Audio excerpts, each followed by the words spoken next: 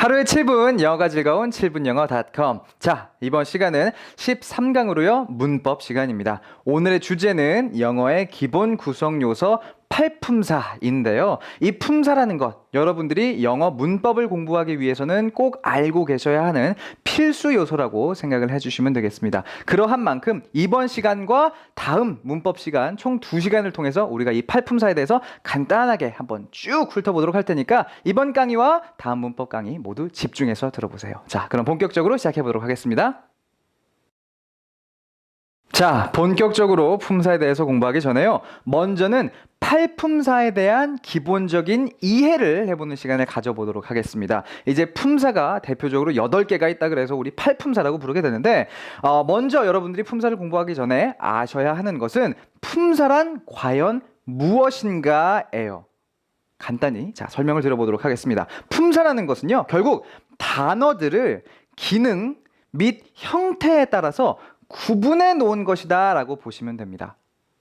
단어를 보고 생김새나 아니면 얘가 하는 일에 따라서 얘는 뭐야 라고 우리가 이름을 붙여놨다라고 생각을 하시면 돼요. 그렇죠? 그리고 그 이름들이 무엇인지는 나중에 차근차근 이야기를 해보도록 할 텐데, 여기서 중요한 것은 그럼 품사 왜 공부해야 합니까? 라는 질문입니다. 이제 이거를 아셔야 여러분들이 품사 필요하구나 라고 생각하시고 적극적으로 공부를 하실 거기 때문에 그래요. 자, 역시나 이것도 간단하게 답을 해드리도록 하면요, 품사에 따라서요 어떤 그 단어의 역할이 결정이 됩니다. 여기서 말하는 역할이라는 것은 이제 우리가 흔히 말하는 문장 성분이에요. 문장 성분이라는 것은 이제 문장에 존재하는 주어, 동사, 목적어, 보어 같은 것들을 말하게 되는 것인데, 여기서 그럼 문장 성분은 왜 우리가 알아야 됩니까? 라고 질문을 하신다면 그 이유는 문장 성분을 알아야 우리가 그 문장을 제대로 해석할 수 있기 때문에 그렇습니다.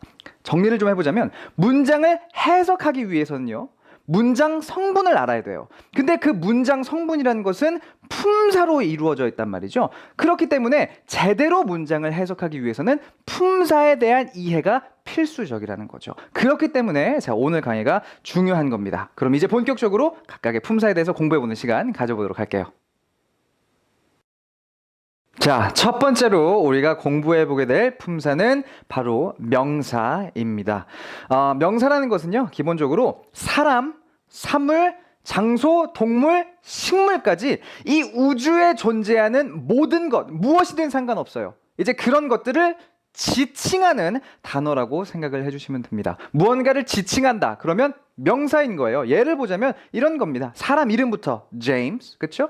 그리고 people, money, love 이런 것들 다 명사입니다. 무엇까지도 명사냐면요, 이제 마지막에 적혀있는 이 sleeping이란 단어도 명사예요. 이것은 이제 조금 더 자세히 설명을 해보자면 우리가 동명사라고 부르는 것이죠. 동사를 명사화 시켰다라고 해서 그 뜻을 보면 잠자는 것이라는 것을 보실 수가 있는데, 이것도 어떤 그 잠자는 동작을 지칭한다는 점에서는 역시나 명사라고 구분이 된다는 걸 봐주셨으면 좋겠습니다. 이제 동명사는 그럼 정확히는 무엇인가? 이것은 나중에 우리가 명사만을 따로 얘기할 때 좀 더 자세히 얘기해 보도록 하겠고요. 중요한 것은요, 근데 이 명사라는 것이 크게는 2가지 갈래로 나뉘게 된다라는 겁니다. 첫 번째로는 이제 셀 수 있는 명사들이 있어요. 우리가 쉽게 가산명사라고 부르는 것들이고요. 그렇죠? book, house 이런 거 셀 수 있지 않습니까?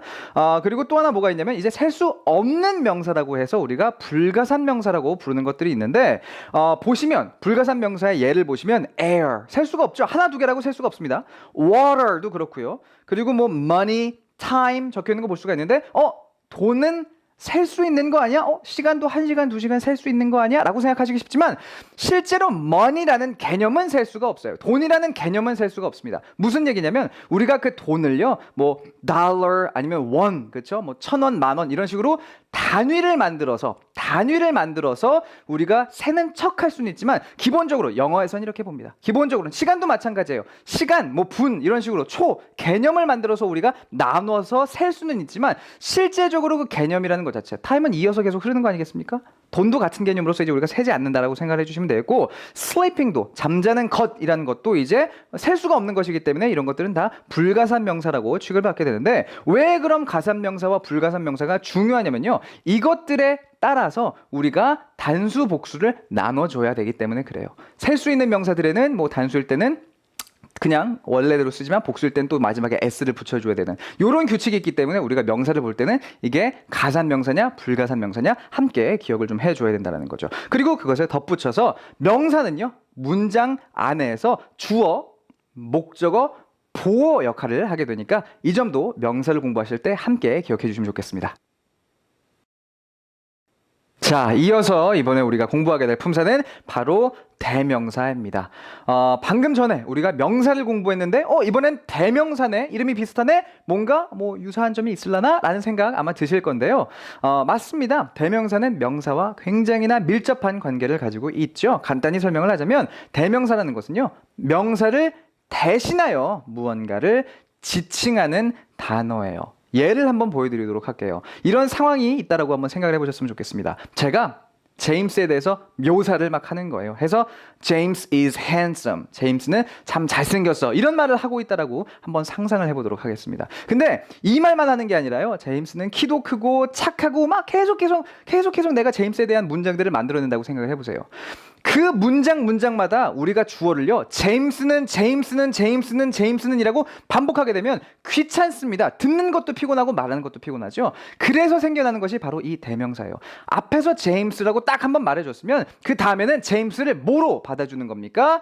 대명사 he로 받아주는 거죠. 그래서 뭐 James is kind라고 앞에서 한번 말을 했으면 그 다음 문장에서는 James라고 하지 않고 he is handsome과 같이 명사를 대신하여 사용해 주는 것이 바로 요 대명사라고 생각을 해주시면 되겠습니다. 근데 재밌는 점은 이 대명사도 이제 크게 두 가지로 나뉘게 돼요. 첫 번째는 인칭 대명사라 그래서요 사람들을 지칭할 때 쓰는 대명사가 되겠고요. 또 하나는 지시 대명사라 그래서 물건을 우리가 가리킬 때 사용하는 대명사가 있습니다. 이렇게 대명사들도 두 가지 갈래로 나뉜다는 거 꼭 기억을 해주세요.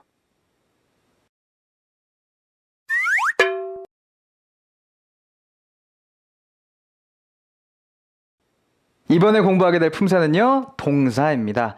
동사라는 것 굉장히 중요하죠. 자, 설명을 드려볼게요. 동사는 사람, 사물, 동물, 식물 등의 동작 및 상태를 표현하는 단어입니다. 예를 보자면 뭐 run, 달리다, sleep, 잠자다, study, 공부하다 이런 것들이 다 동사가 되는 것이죠. 중요한 것은 근데 동사가 크게 세 가지로 또 나뉘게 된다는 거예요. 먼저 여러분들이 알고 계셔야 되는 첫 번째 그 동사의 종류는 바로 일반 동사입니다. 주로 동작을 표현하는 녀석들이죠. 해서 뭐 예를 들어보자면 I run 이라는 문장이 있다고 친다면 어떻습니까? 뜻이 나는 달린다. 어때요? 나의 동작을 설명해주고 있죠. 이런 것이 이제 일반 동사가 주로 하는 일이다라고 이해를 해주시면 되겠고요. 또 하나 존재하는 동사의 종류 바로 비동사라는 것이 있는데 이 비동사는 주로 상태를 나타냅니다. 비동사가 쓰이면 그래서 보통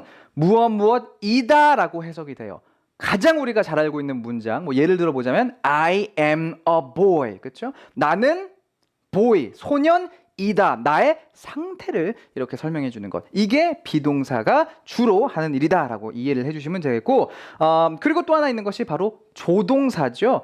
조동사는 일반 동사나 비동사와 함께 쓰여서요 능력이나 뭐 의무, 시제, 가능성 등을 나타내주는 동사입니다. 조동사 can, 뭐뭐 할 수 있다, 할 수 있는 뭐 이런 식으로 해석이 되죠. 이게 바로 능력을 표현해주는 그런 조동사의 역할이라는 것인데 이 세 가지가 동사에서 존재하는 세 가지 종류라는 것 꼭 잊지 않으셨으면 좋겠고요. 덧붙여서 동사는 문장 안에서요 동사로서 쓰이게 되니까 이것도 여러분들이 확실히 인지를 좀 해주셔야 되는데 사실 이 부분이 좀 헷갈릴 수가 있습니다. 품사로도 동사라고 불리고요.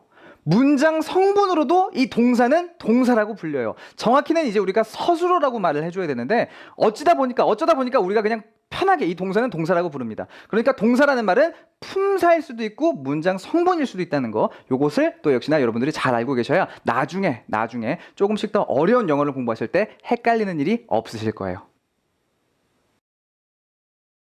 자, 이렇게 해서 오늘은요, 팔품사 중에서도 명사, 대명사, 동사에 대해서 공부를 해봤습니다. 다음 문법 시간에는요, 이 품사에 대해서 공부하는 제 2탄 강의로서 오늘 다룬 3가지를 제외한 나머지 5가지 품사에 대해서 공부를 해보도록 할 테니까요, 그 강의도 기대해 주셨으면 좋겠습니다. 그럼 저는 이제 이만 인사드리도록 할게요. 다음 시간에 뵐게요. See you next time.